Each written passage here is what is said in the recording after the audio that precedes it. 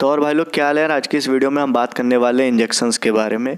Injection के बारे में हम जानेंगे अच्छी तरीके से और इंजेक्शन के कॉम्बिनेशन के बारे में जानेंगे। आज की इस वीडियो में हम बात करेंगे कौन से इंजेक्शंस की कॉम्बिनेशन आप एक साथ यूज़ कर सकते हो, मतलब कि कौन से इंजेक्शंस को आप मिक्स करके पेशेंट को दे सकते हो और कौन से ऐसे इंजेक्शंस है जिसको आप मिक्स नहीं कर सकते, या फिर इंजेक्शंस को मिलाने के बाद एक में मिक्स करने के बाद क्या ऐसे फिजिकल चेंजेस आते हैं जो आपको देखते ही पता चल जाए कि ये दवाइयाँ ख़राब हो चुकी है, इंजेक्शंस आगे नहीं दिए जा सकते पेशेंट को। तो इन्हीं सब चीज़ों के बारे में बात करेंगे, तो इस वीडियो को लास्ट तक ज़रूर देखें। और हाँ, उससे पहले अभी तक आपने हमारे चैनल को सब्सक्राइब नहीं किया है तो इसको सब्सक्राइब कर लो और हमें इंस्टाग्राम पर फॉलो ज़रूर करें। तो शुरू करते हैं आज की इस वीडियो को।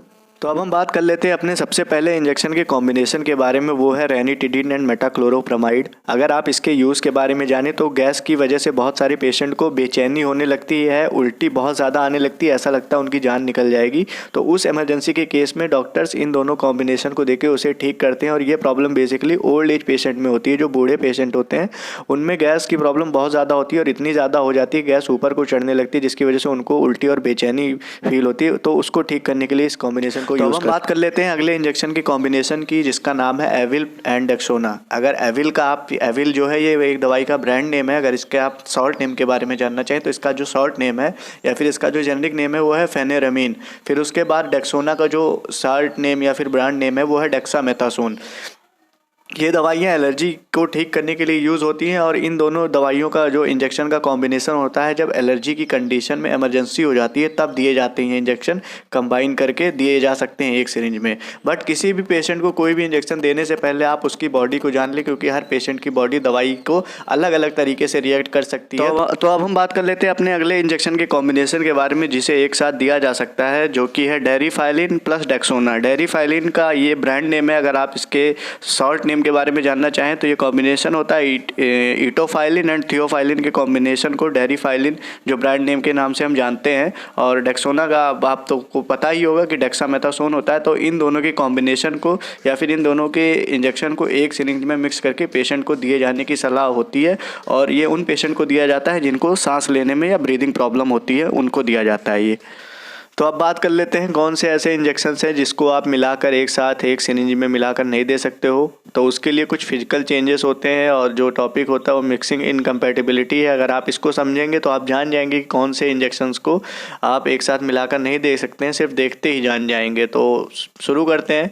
जो सबसे पहला पॉइंट है वो है डीकलरेशन। अगर आप किसी भी दो इंजेक्शन को एक सिरिंज में मिलाते हो तो उसका कलर अगर चेंज हो जाता है तो वो फिर आप एक साथ मिलाकर नहीं दे सकते हो। फिर जो दूसरी चीज़ आती है वो है चेंज इन विस्कोसिटी। विस्कोसिटी का मतलब होता है गाढ़ापन। अगर कोई भी दो इंजेक्शंस आप एक सिरिंज में मिलाते हो तो उसकी विस्कोसिटी या तो पहले जैसी ही रहनी चाहिए या पहले से कम गाढ़ा हो जाता है या पहले से ज़्यादा गाढ़ा हो जाता है, फिर भी आप उसको एक साथ मिलाकर नहीं दे सकते हो पेशेंट को। फिर जो तीसरा चीज़ है वो है प्रेसिपिटेशन। प्रेसिपिटेशन वो चीज़ होती है कि जैसे कभी भी पानी में जो होता है बालू होता है तो धीमे धीमे बैठता चला जाता है। तो ऐसे अगर आपको कोई दवाई या कोई इंजेक्शन जो दो इंजेक्शन एक सिरिंज में मिलाते हो तो वो प्रेसिपिटेट होने लगते हैं, नीचे बैठने लगते हैं। तो वो चीज़ें भी वो इंजेक्शंस भी आप एक साथ मिलाकर नहीं दे सकते हो।